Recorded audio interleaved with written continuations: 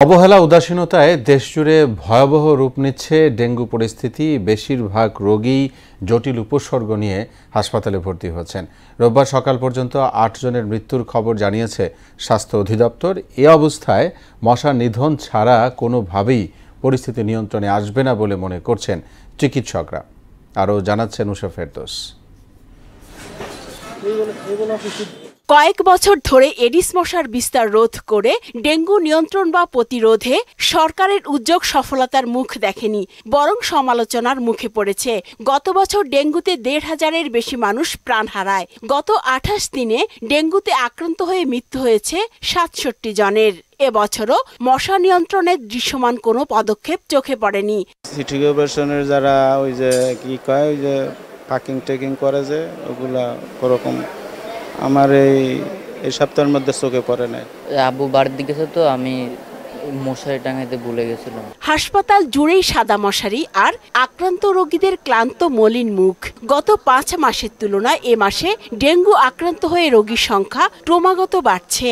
আমরা অনেক সচেতন থাকি, সচেতনের পরও এরপরও মনে করেন একটু ডেঙ্গু কিভাবে যে কামড়ায় এটা বুঝতে পারি না। 3টা নর্মাল নিয়েছি ওই আপনার কিনা এই স্যালাইন নেওয়ার পরে ডেঙ্গু কমতে আসে না। নরসিংদী বলে প্রায় বাসায় বাসায় ডেঙ্গু হচ্ছে। যেসব রোগীদের জটিলতা কম তাদেরকে বাড়িতেই চিকিৎসা দেয়া হচ্ছে। সুদবিহীন ব্যাংকিং এর আত্মশুদ্ধির পথ এনআরবিসি ব্যাংকের ইসলামিক ব্যাংকিং আল আমিন।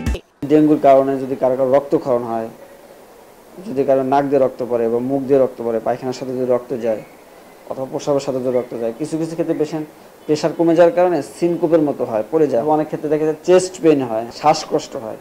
এগুলো যদি হয় তাড়াতাড়ি ইমিডিয়েটলি যেন হসপিটালে আমরা ভর্তি হয়, সেরকম অ্যাডভাইস দিয়ে ওই রোগীগুলো ছেড়ে দিই। মশা নিয়ন্ত্রণ কোনো অসম্ভব ব্যাপার নয়, শুধু প্রয়োজন সবার সম্মিলিত অংশগ্রহণ। যারা এফেক্টেড হয়েছে তাদেরকে যদি আমরা অ্যাপ্রোপ্রিয়েটলি চিকিৎসা করতে পারি, তাদেরকে যদি একটা আইসোলেট করতে পারি, তাহলে তাদের থেকে ডিজিজটা অন্যদিকে ট্রান্সমিট হওয়ার সম্ভাবনাটা কমে যায়। এডিস মশাকে যদি আমরা কন্ট্রোল করতে পারি তাহলে আমাদের সাইকেলটা পুরোটাই ব্রেক হয়ে যাবে, তখন সেক্ষেত্রে আমাদের কন্ট্রোলটা আরও ইজি হয়ে যাবে। বাংলাদেশের মতো পৃথিবীর কোনো দেশেই ডেঙ্গুতে এত মৃত্যুর রেকর্ড নেই। অসচেতনতার কারণে রোগীদের দেরিতে হাসপাতালে ভর্তি হওয়া এর অন্যতম কারণ বলে মনে করছেন বিশেষজ্ঞরা। উষা ফেরদৌস, মোহনা সংবাদ, ঢাকা।